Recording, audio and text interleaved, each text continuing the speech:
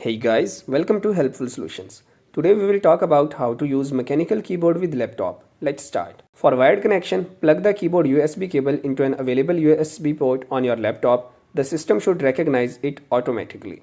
For wireless connection, in Bluetooth supported keyboards, make sure Bluetooth is enabled on your laptop. Activate pairing mode on your keyboard, typically by pressing a designated Bluetooth button.